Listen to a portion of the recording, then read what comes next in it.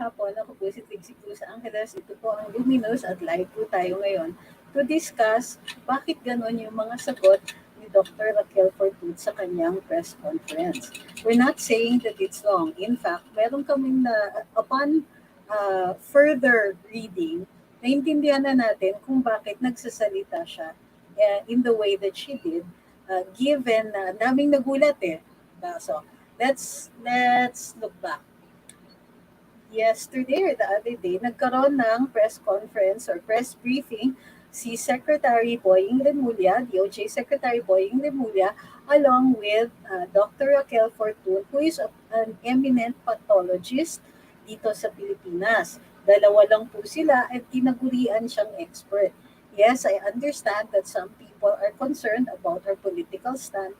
Gayunpaman, tingnan lang po natin ang sinabi niya as objectively as possible. Ngayon, doon sa kanyang report, inihayag niya na with finality, ang normally na ine-expect natin na salita ng isang expert witness ay missing po doon sa press conference nito. Bago mag-react, let's see why. Now, first, she says na the death was by suffocation using a plastic bag. Wala siyang sinasabi na the death was due to suffocation, etc., consistent with possibly the use of a plastic bag and so on. In the course of her report, sinabi naman po niya na she took into consideration yung sinabi sa kanya ng ilang mga investigador na the decedent o yung biktima ay may natanggap na may binalaan na posibleng mapahamak siya o namimiligro yung kanyang buhay. At Dr. Fortun took that into consideration sa paggawa ng kanyang findings. Ngayon, medyo nagulat kami. Kahit kami po dito sa Luminous, medyo nagtataka. Bakit ganon yung kanyang findings at bakit tila pinanigan na niya ang mga investigador dito. So let's look back. Kanino bang witness si Dr. Fortun? In a case like this, ang official document pertaining to the cause of death is the medical legal report. At ito po ay naihayag na matagal na at sinabi that death was due to natural causes, supposedly something to do with heart failure. Something to do, ha? Hindi pa conclusive yung lumabas na report ng NBI. Ang sinabi nila ay preliminary findings pa lang ito. Dr. Fortun, on the other hand, makes findings na absolute na ang death ay due to suffocation at due to suffocation using a plastic bag. Also, maliwanag na sinasabi niyang nakinig muna siya doon sa mga investigador at sa findings ng mga investigador at nag-factor in ito doon sa kanyang report kung kaya ang kanyang report ay conclusive para sa kanyang findings. Bakit? Okay, bakit? Because she is not a witness she is not a witness necessarily for the prosecution. That is, she is reporting for the state the way the medical legal does. Ang medical legal kasi bahagi sila ng official investigation at ito ang findings ng government. Now, Dr. Fortun was called in by the family and to cooperate with the DOJ kasi sila yung nag-prosecute. In short, Dr. Fortun is a witness for the prosecution but most likely for the family rather than an objective witness for the state or the state prosecutors. Okay? Malaki po ang pagkakaiba ng dalawang yon. Dr. Fortun can take a side because she is considered a witness for one side. The witness for the family. A witness for the family. Does this mean na mali yung findings niya? Hindi necessarily because, number one, Dr. Fortun is an expert and within the bounds of her expertise, gumawa siya ng kanyang report. However, because she is witnessing for the family and for the prosecution, and secondary to the prosecution. Kasi um, kaya involved ang family at saka usually meron silang private counsel na appear sa court, it is for purposes of setting damages. Okay. So in this case, Dr. Fortune is testifying on behalf of the family who will most likely be trying to prove damages in the death of their family member, Mr. Percy Lapid, aka, uh, sorry, baliktad, Percy Mabasa, aka Percy Lapid. Okay? So magkaiba yon ha. Uh, there can also be a pathologist or expert who can be presented on the side of the defense. So, merong medical legal, merong witness for the prosecution, merong witness for the defense, pero lahat sila ay expert witness. Pero the presumption is on the side of the medical legal. Okay. In this case, however, sinasabi ni Sec Boying that the medical legal, which is the NBI's forensic report, and the report of Dr. Fortune are not inconsistent. In other words, pareho, hindi ibig sabihin nun, mali yung NBI report, but mas detalyado lang yung report ni Dr. Fortune. Okay? Sabi ni Tiago Silas, okay, napin ko, how can Dr. Fortune establish that he was suffocated by a plastic bag? Is there a difference in the suffocation of a person who died by a plastic bag or a pillow, for example, or something else? Okay.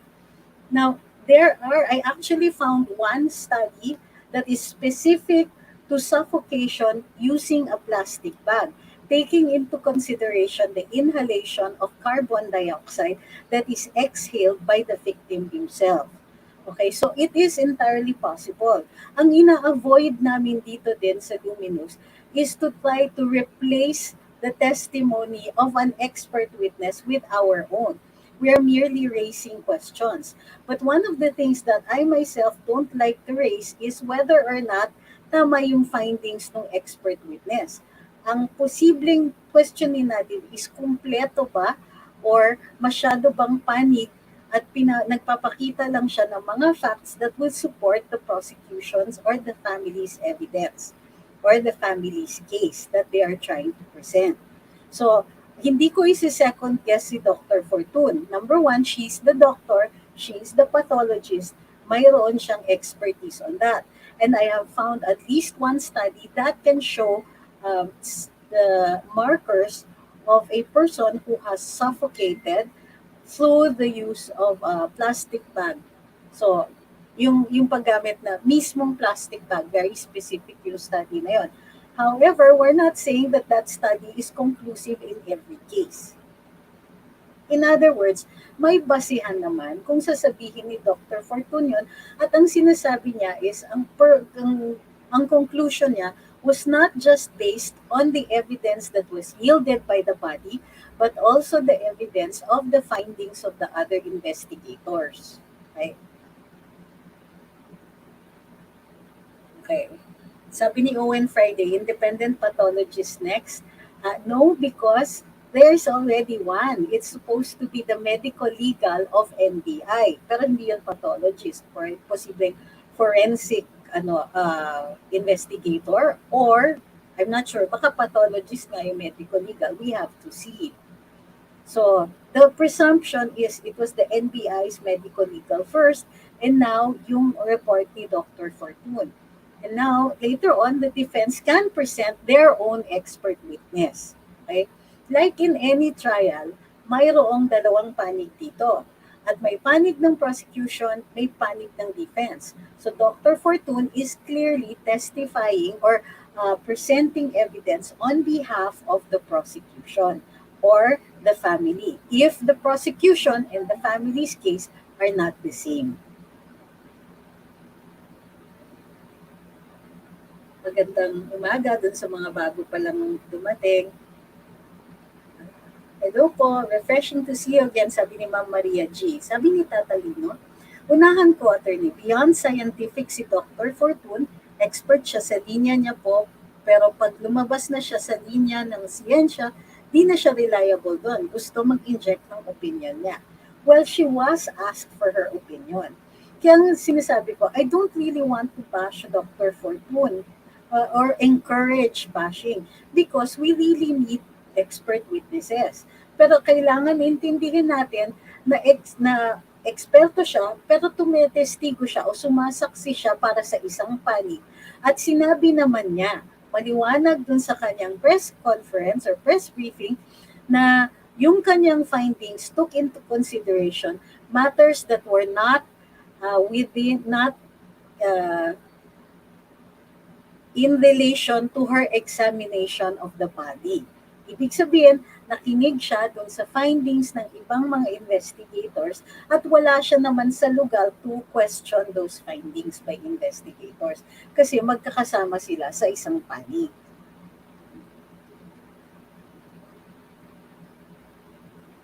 Sabi ni Ma'am Jennifer, nag-medical legal na po ba ang PAW? Hindi po kasama ang PAW dito. They have not been asked kasi they are not lawyering for anybody.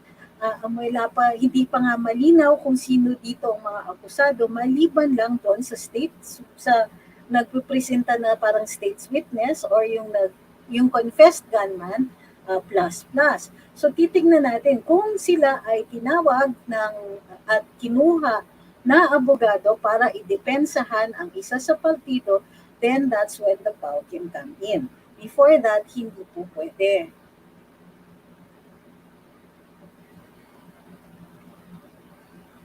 Sabi ni Eileen, pareho po kayo ng say ni Attorney Libayan over yung mga statement ni Doc Fortune biased on one side. Well, yes. I'm sure Attorney Libayan has seen enough, is a litigator at alam niya po pagka nakaamoy siya, teka muna, bakit kakaiba yung pagsasaksi ni Dr. Fortune. I'm not saying biased o mali. I don't want to make that kind of conclusion. Unusual lang para sa akin. Tapos until I realized that she is testifying on behalf of one part. So, hindi, yung mga nagsasabing biased, well, it's because hindi naman siya required to be objective because hindi siya, how do you call this? It is clear that she's testifying for one particular side. Okay? Kinuha siya for that. Okay? Thank you kay Arlene Quijano for sending the stars.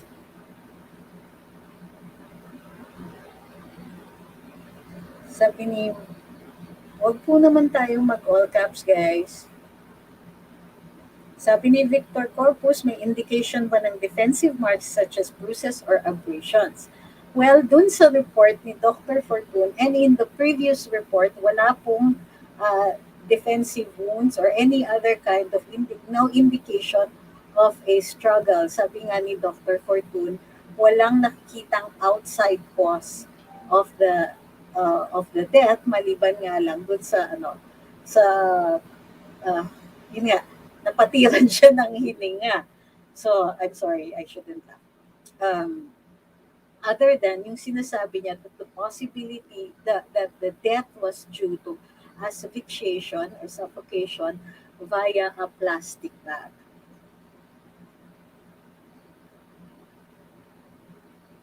Dun sa mga nagtatanong, dun sa PAW at saka kay Dr. Erfe, hindi po sila pwedeng pumasok unless mayroon silang kliyente dito at nire-require ang services nila for a medical legal or for a forensic examination. Okay? Huwag po mag-demand, hindi po sila automatic na maaaring ipatawag kasi they represent, PAW usually will come in because they represent one of the parties.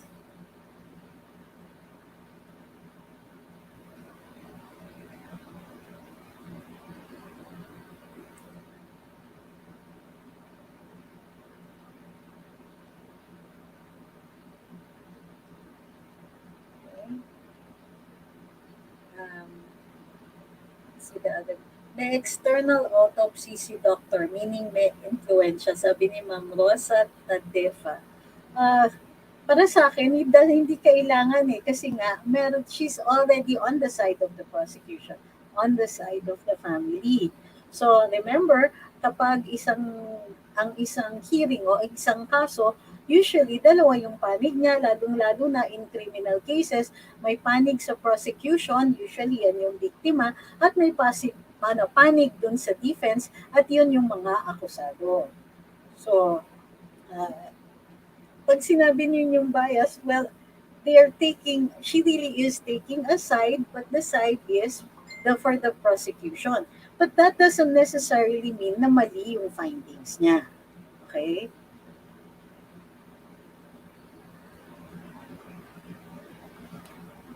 If some people think na didepensahan natin si Dr. Fortune, that's not the case either. Like we said, nung una natin narinig, nung napanood namin yung press briefing niya, parang nagtaka ako kasi parang hindi siya medico-legal or hindi siya objective magsalita. Until it occurred to us that, nga pala, pamilya ang kumuha sa kanya para magdagdag sa testigo ng medico-legal. And in that instance, then, of course, dun siya sa panig na yon. At kung sakasakaling patawagin siya ng hukuman, doon siya titestigo para sa panig ng pamilya ng namatayan. Sabi ni Dutz, mas specific sana yung findings ni Doc Fortune, pero nagulat ako nung may pumasok na plastic bag. Inulit ko nga ulit, baka nagkamali ako ng dinig. Oo nga eh. Sabi nila kay video, may sinasabi po si Doc Fortune na may palatandaan daw na nakitaan niya na sign of fear or takot yung namatay na middleman. Nakikita po ba talaga yung investigation sa body ng namatay? Hindi tayo sure. Kasi hindi naman tayo yung nakapag-examine ng body. But it is possible na sinasabi ni Doc Fortune to because there is also an indication of stress or hindi niya sinabi, hindi siya nag-elaborate. So, delikado rin tayong mag-guesswork on that one. Bakit po ba nauunang isiwalat o sabihin agad ng mga kinauukulan ng mga impormasyon? Ganong hindi pa pala pinapatawag, sabi ni Romel Nicolas. Alright, then let's now talk about what is going on here. Ang nakikita natin is, nag-umpisa ito nung pinisinta ni Sec Abalos yung kanyang yung witness na umamin na siya ang gunman doon sa pagpaslang kay Percy Lapid, Percy Mabanag, also known as Percy Lapid. At dahil marami siyang alam niya yung sistema, alam niya yung kung paano napatay, at yung mga detalye, credible itong witness na ito. However, may nangyari as soon as na-present siya, namatay yung supposed middleman while in the custody of the Bureau of Corrections. So, dahil suspicious yung pagkamatay ng middleman, na kinuha ng pamilya ang isang forensic expert, isang pathologist, Dr. Fortune. The family, of course, is heavily involved in the investigation dahil namatayan sila. At nasa kanila ang interest to make sure that the case is prosecuted correctly para madala sa hustisya yung mga taong responsable para dito. However, in the course of that, meron din kasing mga side issues katulad ng mga concerns regarding General Bantag. And supposedly, yung mga pronouncements by one of the parties na seemingly involving him. Halimbawa, yung pagpataw ng preventive suspension sa kanya, yun ang nabigyan ng emphasis. Tinitignan natin kung marami pa pong ibang na preventive suspension. Usually kasi pinapataw ito dun sa mga tao na iniimbestigahan for possible negligence or possible direct involvement with the suspicious death of an inmate. So usually, ang sinususpindi dyan, yung mga jail guards, yung mga may interaction, officials who have interaction with the person and whose interaction could be relevant in the case. Ngayon, si General Bantag, nakikita naman natin yung reason kung bakit umabot sa kanya yung preventive suspension. Gayon pa man, parang yung buong problema was framed in his suspension. at hindi pa po masyadong pinaliwanag kung bakit kung ano yung nature ng preventive suspension. So gumugulo na yung usapan. Kasi nga, na-involve pa si General Bantag at meron siyang sariling issues na nire-raise. And primarily, ang nire-raise niya na issues ay yung pagko-communicate ng mga detalye ng kaso na ito. Now, normally, in the ordinary course of things, hindi nasisinagan ng media attention ang karamihan ng mga kaso dito sa Pilipinas. Diba? Um, pero ito, dahil na journalist at medyo naging sensationalized yung krimen, nagkaroon ngayon ng mga pagtatanong ang publiko tungkol sa iba't ibang mga detalye on the case. In addition to dun sa involved sa side issue of General Bantag, nasama na din, well, hindi na siya side issue kasi parang lumalabas, there are details coming out or there are pronouncements made by certain parties, some of whom, na sinasabi nila na General Bantag is a person of interest. I think sinasabi na rin yan ng DOJ. So, and in the meantime, a lot of the communications to the public, yung paglalahad at pagdidiscuss ng kaso na ito, marami ay tumutukoy or nilalabas tungkol kay General Bantag. Now, whether or not General Bantag is actually involved, we don't know yet. We will have to see the bulk of the evidence. Right now, ang nakikita lang natin ay mga pronouncements on the part of one party. Halimbawa, dun sa panig naman ng pagpipresenta ni Senator Hontiveros ng isang so-called anonymous caller na humihingi pa ng pera para magbigay ng additional na ebidensya dun sa kaso, ay nagbabanggit din ng pangalan ni General Bantag. But is General Bantag completely relevant here? Magiging relevant siya if there is direct evidence of his involvement in the case. Right now, he is a person of interest, meaning iniimbestigahan yung possibility na involved siya. But is he already a suspect? Hindi pa. Kasi pag person of interest, hindi ka pa talaga suspect, kulang yung ebidensya linking you to the crime. Once you're a suspect, meron ng ebidensya linking you to the crime.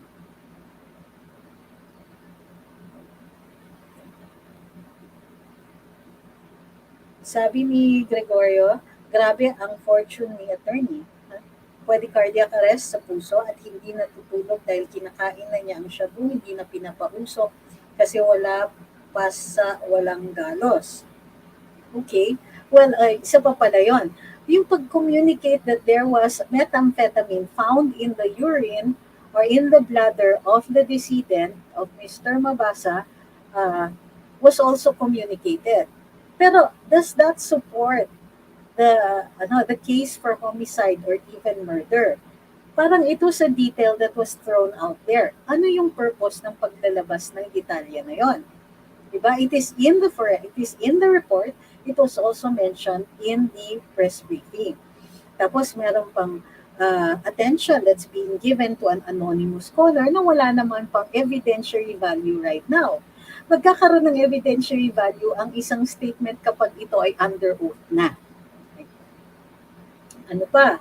So, yun yung mga wala pang evidence of negligence on the part of the Bureau of Corrections, pero yun na, doon na tumutuloy ang investigasyon. Now, if you will recall, at the start of the investigation, there were supposedly 160 persons of interest in the case kasi ito ang mga tao na naging target ng mga hard-hitting commentary ni Mr. Babasa. So, unfortunately, wala po tayong naririnig sa mga communications on either party tungkol doon sa 159 other persons of interest. So yun yung nagiging point that needs to be clarified in the instant case.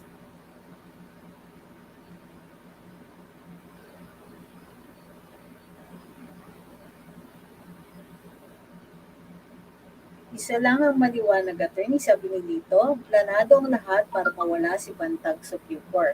Well, I don't understand why. I don't think so because si General Bantag was due to be replaced anyway. And in fact, he has been replaced already. Hindi kailangan na patawan pa siya ng kaso para matanggal siya dyan. Hindi po kailangan i-operate siya para umalis siya. Pero gayon po ang nangyayari. I think one of the reasons might be because there is somebody against him. Merong mga tao interested in uh, making sure, in taking revenge on General Bantag. Or there could be people who just want him out of the way para wala na siyang political career, if ever, and so on. So, the person, General Bantag, is not without his own enemies. Pero, yun na nga, uh, it is not a good thing to present to the public that an investigation is going only in one particular direction without saying why this is the more important direction when there are other persons of interest.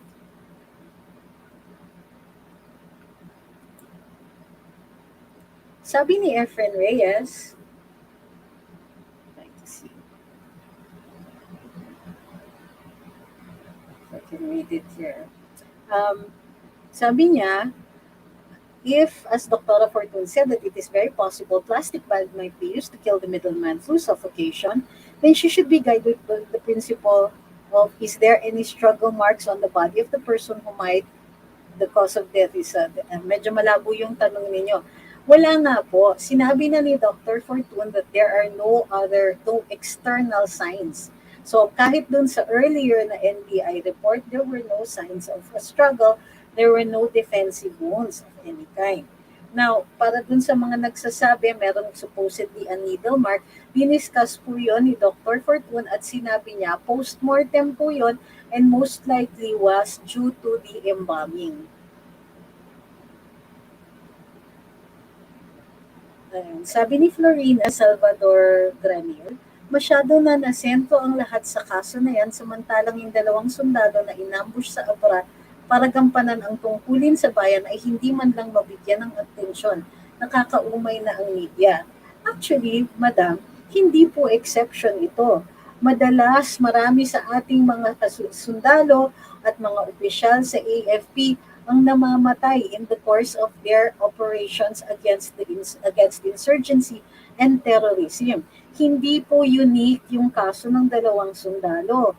Um, Yun nga lang, I think some people are trying to turn it into a political statement against the president who has not said anything about them.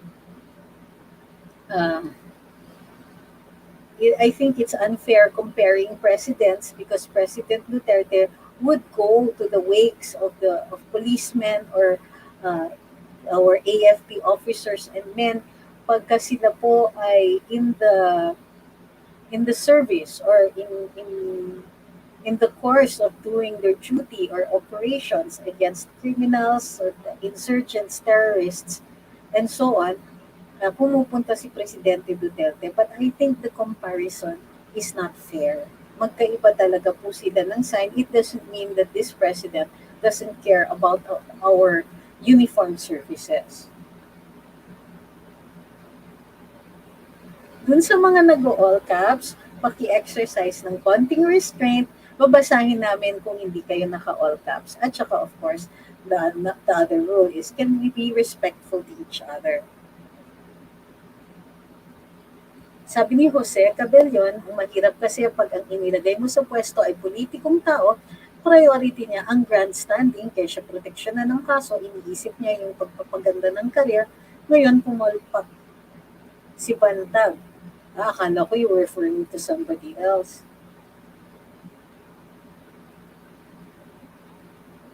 Sabi ni Roberto, kung we're going to hold a rally in support of General Bantag at Baguio Athletic Bowl on November 5. Well, sige, let's see if we have time. I would like to talk to people who are supportive of General Bantag and get your opinion on this one. Nakikita naman po natin yung opinions against General Bantag para lang mabalanse yung pag nakikita natin dito. Sabi ni Ma'am Rosemary Malabon, we missed you a lot. Maraming salamat for finding time from your busy schedule to talk or explain to us through stream live video about important matters like Mr. Percy's death. God bless. Much love to you. Thank you, ma'am. Sabi ni Lito Ocho Serio, isa lang ang maliwanag dito. Hindi sir, marami naman maliwanag. Sabi niya, gantihan ng mga politiko kasabwat ang mga sindikato. Uy. Ma'am Tatiana, thank you for the stars. Thank you din, Ma'am Maria, for your super sticker. Thank you po. At saka kay Ma'am Mia, nagpa-super sticker din si Ma'am Mia. Thank you very much. Alright. Mayroon pa po bang ibang mga tanong? Sabi ni Ma'am June, suffocation by using a pillow or any obstructive object will also cause carbon dioxide retention in the blood. Pero would it be the same as inhalation? Ewan ko, sige, babasahin ko uli yung study na nakita ko. Pero tama naman po kayo, Ma'am June.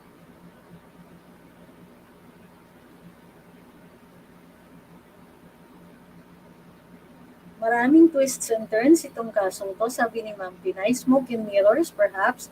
Ang inaabangan ko yung results ng investigation, abangan ang susunod na kabanata. Yes. Ang ayaw ko lang talaga with certain investigations is when there is already a popular, or how do you call this, notorious accused, parang everybody jumps against that person. And that's not fair.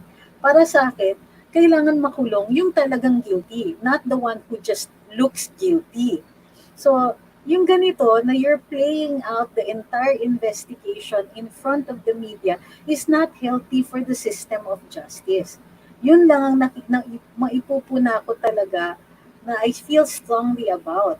Usually, in cases of investigations, itatago mo yan para maging objective. Hindi kayo playing to the crowd. Halimbawa, ganito, a lot of people disagree with the findings of Dr. Fortune, not taking into consideration na talagang nagte-testify siya for one side. On the other hand, it doesn't necessarily mean that she's wrong. But yun lang na binabase natin yung ating mga conclusions and we become a mob. Binabase natin ang mga conclusions based on our own experience or limited expertise and we become a mob. Parang sinasabi, tayo yung nagsasabi, nire-replace natin yung role ng judge.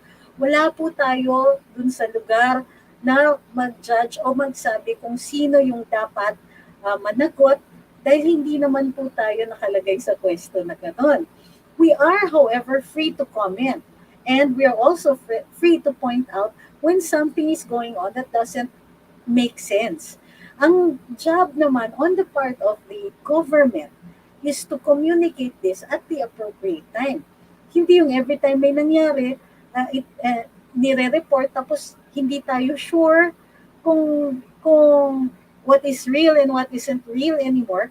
What would be best is that the government gather all the evidence for the prosecution, the defense gathers all its evidence for the defense, at makita na lang natin yung play out nito during the course of trial. Hindi yung during the course of investigation. Kasi nagkakaroon na in the minds of the public ng impression that there are certain people who are guilty, not guilty, who are operating, and so on.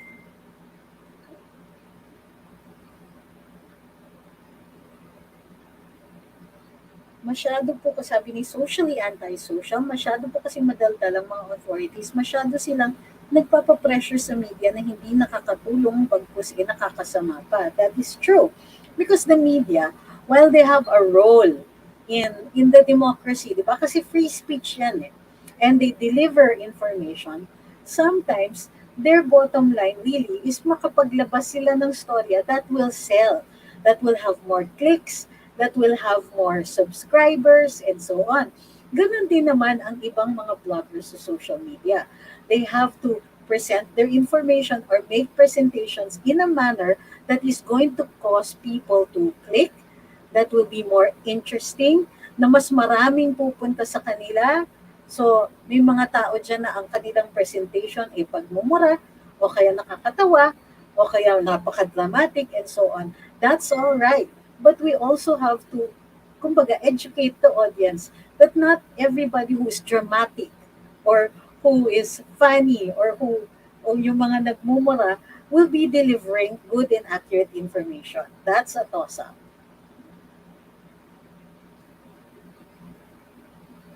Sabi ni Ma'am Ying, yan attorney, yung di pala sure ball daw yung PNP kaya di sila properly nakicommunicate kay General Bantag. Ay! Ala! Mm. Sabi ni Ma'am Pretty May Salvatore, bakit yung abogado ng Lapid case panay ang dilag at laging siya nag-point na person of interest si General Bantag kasi siya lang daw ang last na binanatan ni Lapid. Alam nyo, ah, hindi komod last ka na binanatan, ibig sabihin, ikaw na yung, that will necessarily be heavy evidence. Now, but huwag kayong magagalit dun sa lawyer because he is lawyering, he is advocating for a particular side. At kung naniniwala yung pamilya ni Mr. Lapid or Mr. Mabanag na meron na silang accused or suspect in mind, then he will reflect that side. So, tandaan po natin, people are speaking for particular sides or particular interests. Hindi po lahat ng nagsasalita ay objective. Hindi po lahat kailangan paniwalaan at hindi po lahat ng kanilang mga assertions ay factual. They are fighting for their side to be heard, to become dominant, to make sure na at the very least, meron silang kakampi dyan sa labas. That it's possible na this entire exercise, it's all being played out in front of the media because they want to condition the mind of the people in favor or against somebody. So that is what we as an audience have to watch out for. Kailangan tinitignan natin sino yung nagsasalita, ano yung interest na pinoprotektahan nila. Diba? Hindi lahat ng nagsasalita dito, kahit nakita nila yung ebidensya, kahit sila mismo ang investigador, will necessarily be telling you the whole unvarnished and objective truth. They are for a side. And so that side, they will necessarily bring out evidence that supports their own theory. And they will not be interested in showing evidence that does not, or that supports the theory or the defense or their opponent. Okay?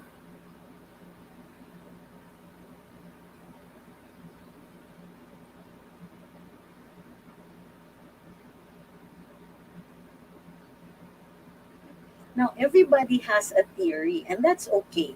Bahagi ng ating kalayaan magsalita at magpahayag, i-voice out yung ating mga teorya dito sa kaso na ito. And that's not, for me, that's not an issue. Huwag lang po tayo makikipag-away at magsalita, maging libelous sa ating pagsasalita. And to make sure that what we're saying here are theories kasi hindi pa natin nakikita yung ebidensya, hindi po tayo yung nag-examine ng bodies at the information that we're getting is not necessarily true, accurate, or even objective. Sabi ni Ma'am Chona Sera, bakit po ang ingay-ingay ni General Bantag panay pa-interview? Well, are you really asking the question because you want an answer or galit kayo kay General Bantag? That's why you're saying that. So, I need to know this para hindi ko na sasagutin just in case.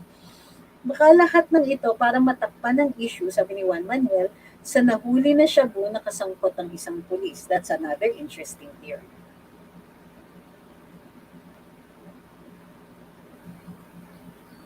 Sabi ni Ma'am Teresa, hi, naawa ako kay General Bantag, sana hindi muna siya sinuspindi. Ma'am, legal po kasi ang preventive suspension and that does not mean that he is guilty. It means na kailangan ilayo siya sa possibility na makaka-impluensya siya sa mga witnesses o maapektuhan like itago o sirain ang ebidensya na necessarily may access siya dahil sa opisina niya. Sabi ni Benedict Corpus, what I really like about Attorney Tricks is di niya sinisiraan yung ibang parlor or site. She always wants us to be critical and mag-aral sa mga information that we get. O yun nga lang po. But it's good kasi for discussion. Ang maganda na dito is that we learn from this. Halimbawa, how not to conduct a press briefing or how not to mislead people. Sabi ni Ma'am Ying, di kaya knee-jerk reaction ng PNP boss yung nung napanood nila yung interview ni General Bantag kay Katunying and they saw he isn't going to go down without a fight. Well, that's also possible. That's part of the dynamic between those that want to prosecute him and General Bantag himself.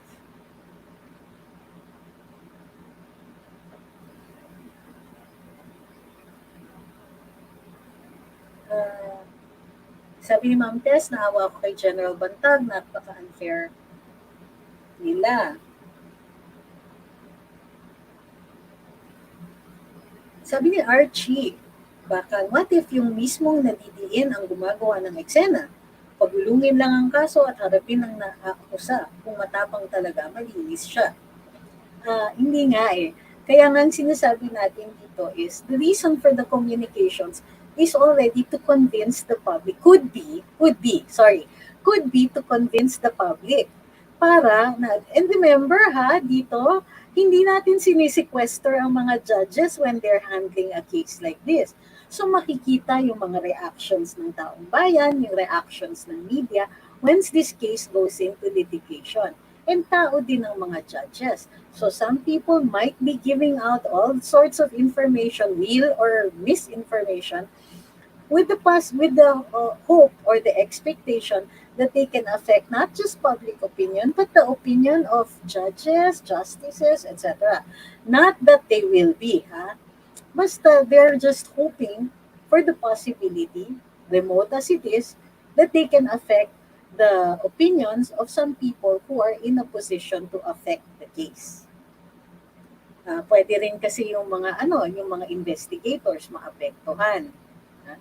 Ang mga judges, my theory is that bihira silang maapekto talaga ng public opinion kasi they have to make decisions based on law, on jurisprudence, and reason.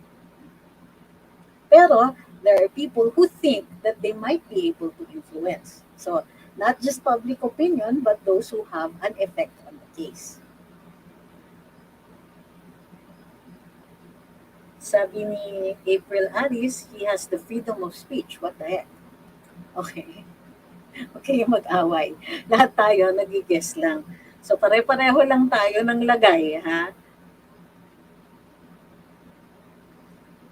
Thank you kay Abelardo Enoch sa iyong super chat. Sabi niya, God bless you. Thank you. Benji Comendador says, tulungan natin ang mag-iimbestiga, wag tayo magbigay ng konklusyon. Ang maganda kay General Bantag, makipagtulungan siya sa investigasyon kaysa mag-ingay siya. I disagree with that. I really disagree. He should not be, if naniniwala si General Bantag na yung investigasyon is not being objective, pag nakipag-cooperate pa siya ng lubos-lubusan ng ganon, he might inadvertently be giving credence. Parang inaffirm pa niya yung investigation na ito. So tinututulan niya. That is why he is reacting. It isn't fair for us to say, huy, tumahimik ka lang. Unang-una, tama yung isa nagsabi, mayroon din siyang karapatan magsalita. Nakikita natin, ang pamilya ni Mr. Mabanag ay nagsasalita rin, may karapatan din po silang magsalita. Marirestrict lang ang mga karapatan na ito kapag ito ay sub judice na at nakaharap na sa hukuman.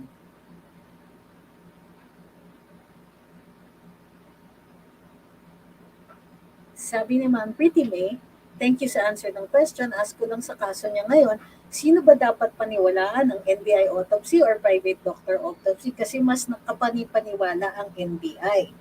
So right now, ang presumption kasi nga is yung NBI conducted their examination or investigation with regularity and in accordance with their duties. Na tama sila. That's the presumption. It can be overturned with other evidence. Si Dr. Fortune naman, maliwanag na nasa panig siya ng pamilya. So we will also have to take that into consideration when we say that naniniwala ako dito or mas credible ito or yan.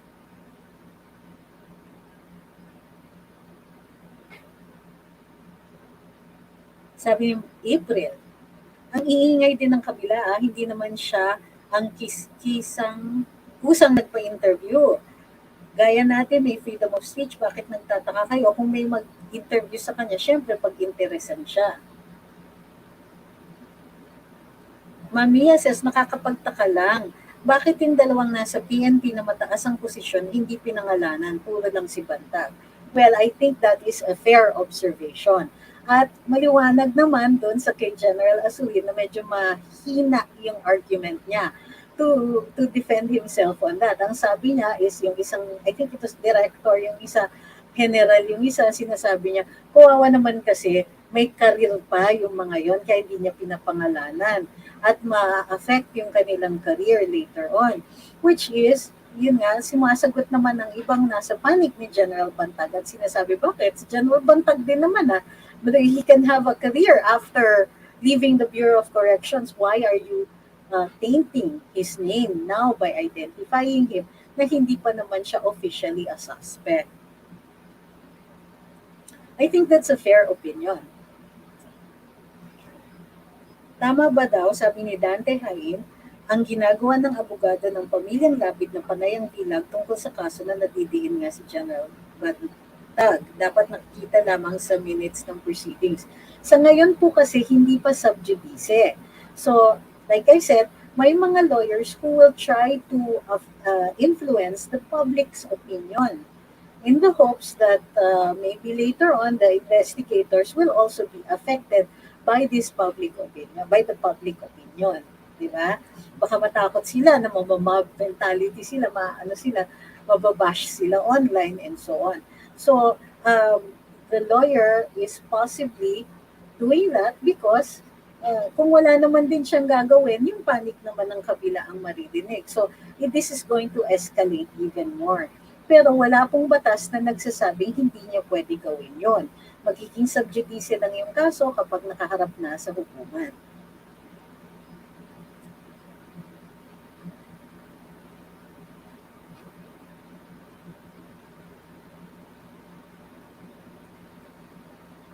Okay? Hindi, alright. Ang tanong, ito. Tingnan ko yung mga comments. Sabi ni Ma'am Chona, hindi po ako galit kay General Bantag, nagpapapansin lang. Okay. Yes, Ma'am Chona. Alright. So, ang tinatanong nyo is, bakit siya panay? Tama ba yun? Yung tanong mo yung, bakit panay ang interview? Bakit ang ingay-ingay, panay ang interview? Siyempre, kailangan na niya magsalita. Nababanggit yung pangalan niya ng kabila o napaparinggan siya. So, nagre-react siya. So, tandaan po natin, nagre-react siya.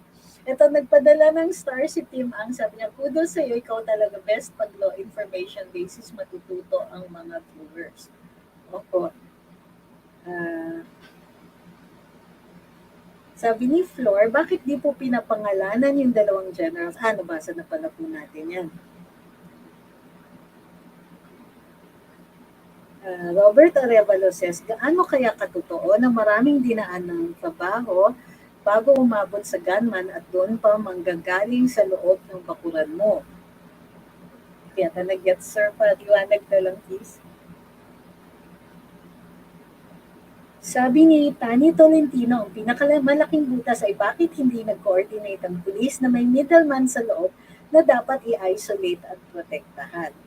Well, it's possible na yun nga, nakaligtaan lang ng authorities.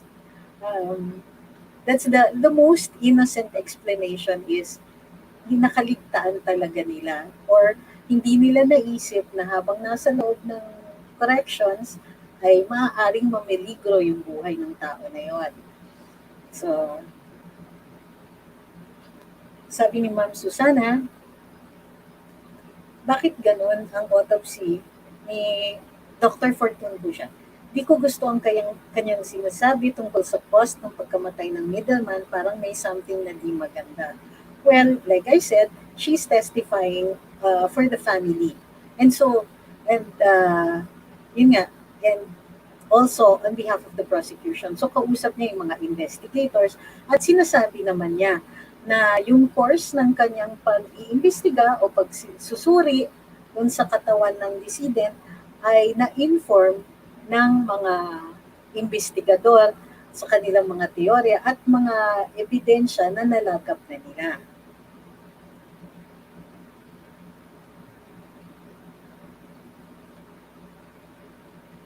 Hi po kay Neil Borges from Singapore na laging nakikinig po sa live ninyo kahit may work. Don't be, wag niyo pong ilagay sa peligro ang trabaho ninyo kakapakinig ng live. Meron naman po tayong replay. Hi kay Daniel Tamondong at kay Eduardo Garcia. Alright. So, medyo mahaba-haba na po ito. Let's check. Last few questions. Ano ba ito? Sabi ni Sherwin Laude, tigil ng issue kay Percy Mabasa, unahin muna ang mga nasa kuna. I don't think that is fair. Kasi mayroon din, I mean, not everybody is involved in rescue and relief operations.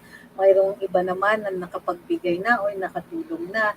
Isa ito, dun lang sa, this is a matter of public interest din naman po. Diba? May isang journalist, it is always in the public interest na mag-imbestiga tayo ng pagpapaslang. Anybody who takes the life of another person must be investigated at kailangan pagbayaran ang kanilang ginawang masama. So, hindi pwede rin namang itigil yan. Thank you kay Ma'am Zara. Sabi ni Maming, okay lang po kami, team loudspeaker, kasi team Karambola loudspeaker po kami lahat, pati cats and dogs. I want to hi dun sa cats and dogs ninyo. Ito sabi ni Eduardo Morales Cruz, sabi ng NCRPO chief, lang daw sila sa Bucor, dapat daw ang ginawa ni General Bantag, sinecure daw lahat ng Villamor, talagang ang sisi kay General Bantag.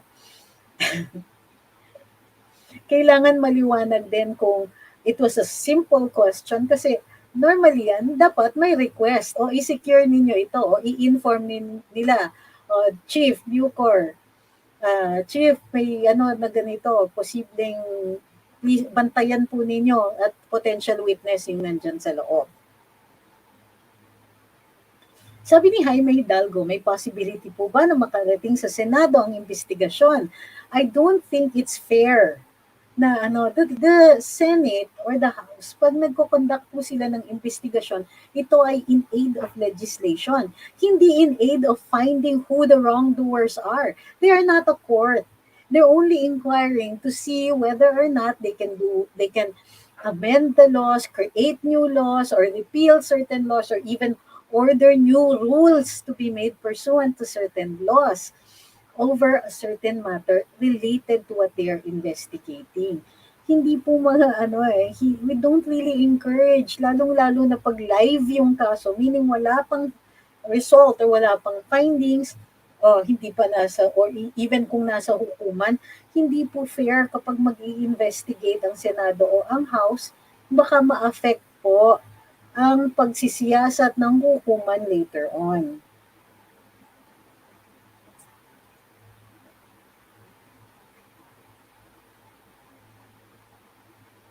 Sabi ni Lurea, tumpalan yung kay Percy, too much attention. Yung sa 6.7 billion at yung dalawang pulis na nag-recycle ng worth 200 million, natabunan na, natatakot lang po ako kung lumabas ito.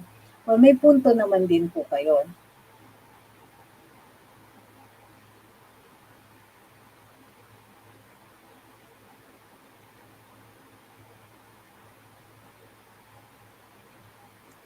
Sana wag nilang madaliin ang kaso, lalo na kung hindi patukoy yung totoong mastermind. Kawawa din si General Bantag po, lalo inalis lahat ang kanyang baril at mga tauhan niya tinanggalan na din po. Pinigla nila si General Bantag praying for a beloved country. Well, I think General Bantag is also aware that at any time pwede naman po siyang alisin, and that is removal, not just a mere preventive suspension. So, wag naman po tayong masyadong dahil he's a big boy, he knows that what was going to happen, pero ang kailangan pagtuunan natin ng pansin is the investigation being fair to all involved? And that includes the family as well as General Bantag.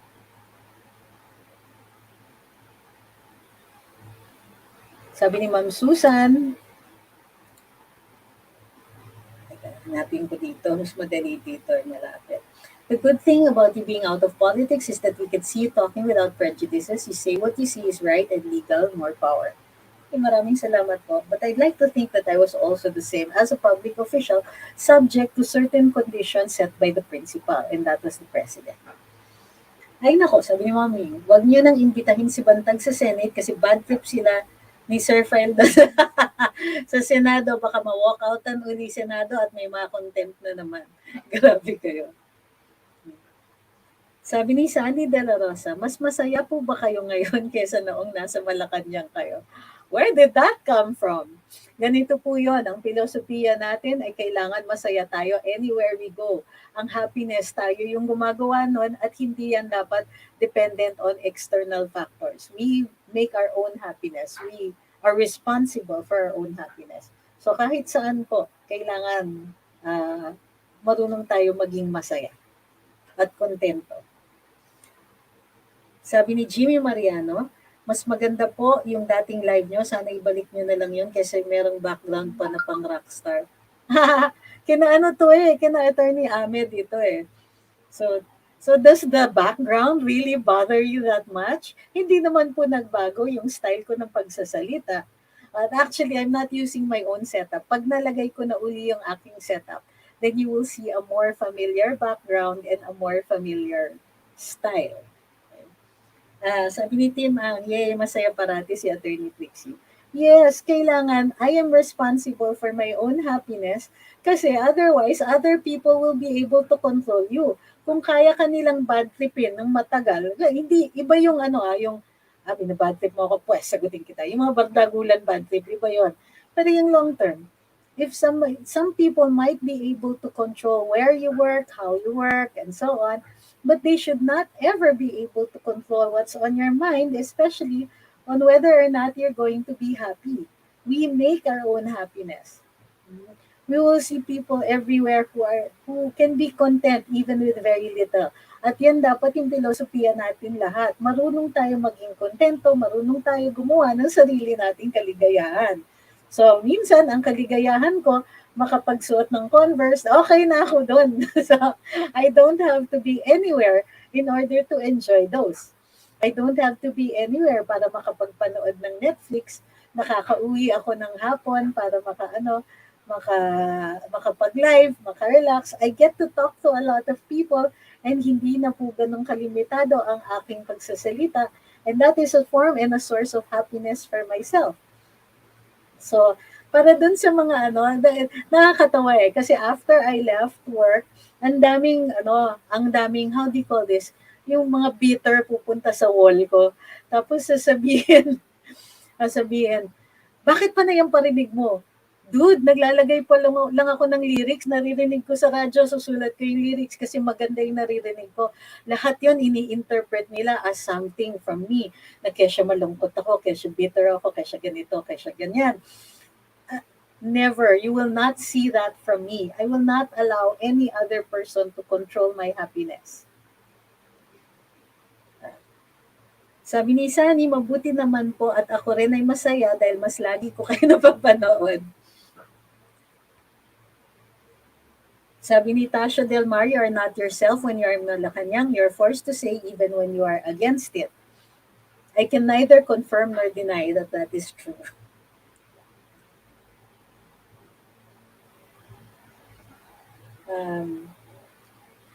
Ano pong mas mahirap, sabi ni AJ, ang pagiging speaker o pagiging maganda? Grabe kayo! Ano yun? Diyos ko, ang hirap talaga maging maganda. Hindi ko alam nga kung ano yung feeling na gano'n. Alam nyo, ang dami-dami kong haters who are already insisting na na hindi ako maganda. So, parang there's always something wrong. My smile is weird, my teeth are weird, my eyes are weird, my hair is freaky, and so on. So, why should I care about what people say when those people are really intent on trying to hurt me? Pag nasaktan ako, di panalo sila, kayo naman. So, ako, it's enough that I think I like the way I look. I'm happy with the way I look. What anybody else sees, sorry na lang.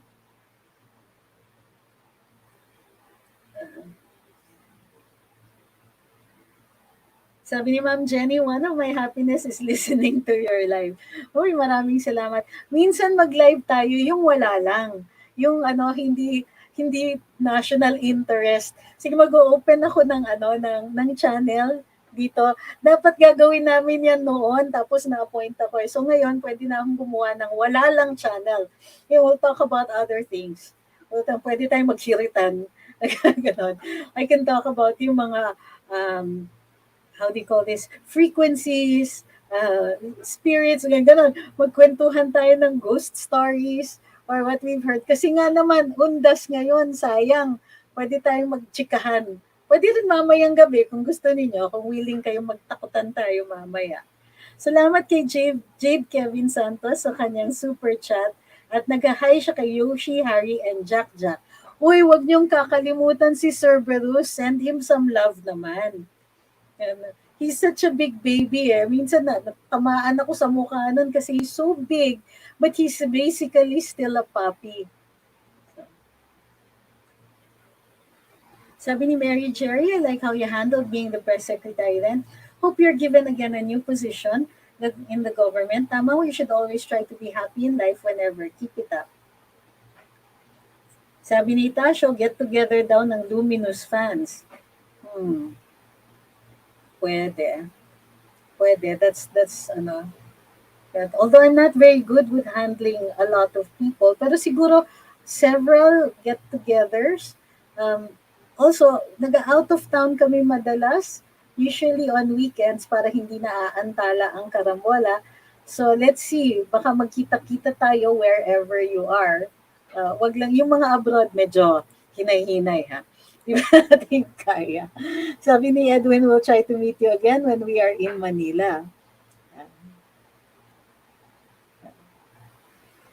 Ito, sabi ni Flornell, she's a forensic expert, meaning a well-experienced person na i-imagine natin mga movies na killing by that way, no mercy talaga. Okay, hindi ako natatawa dun sa sinabi ninyo. More like, na ano ko na yung isip ko was from really casual talk to suddenly we're back to public interest. Medyo nagulat lang ako. Thank you uli kay Team Ang. Uy, 1,000 stars. Maraming salamat ha. Sabi ni Jovi, mag-TikTok ka din, masaya kasi doon. Oo nga eh, pero I'm not very good at it yet. Hindi ko pa kaya. So magpapatulong pa ako sa mga tao kung paano gumawa ng TikTok. Parang nahihirapan pa ako with my phone kasi on how to do it. So sige, maraming salamat sa lahat ng sumubaybay, nagpadala ng stars, super chat at super sticker. Maraming salamat po. Huwag po din kakalimutan, like, share, follow, subscribe. Uy, lalong-lalo na dito sa YouTube namin ha. Malapit na tayong mag 90,000 tapos on the way to 100,000. It would be nice if a lot more people can be joining us during itong mga chika sessions natin na ganito. Even the non-serious ones. So, maraming salamat. Thank you for being with us all throughout the journey of Luminous, whether I was here or in public service. Thank you very much. Sabi ni Ma'am Luz, big hug po sa big puppy ni Attorney AGP and more power. Opo. So, let me know if you want to do a Halloween special. Baka pwede natin gawin either midnight tonight or tomorrow. Okay? Maraming salamat. Mag-ingat lahat ng mga ngaluluwa mamaya at wag pong kakalimutan bigay-pugay dun sa mga nauna sa atin. We stand on the shoulders of those who come before us at tinatandaan po natin sila ngayong panahon ng undas. Maraming salamat po. We will see you also tomorrow on Karambola, 8 to 10 ng umaga sa DWIZ. See you!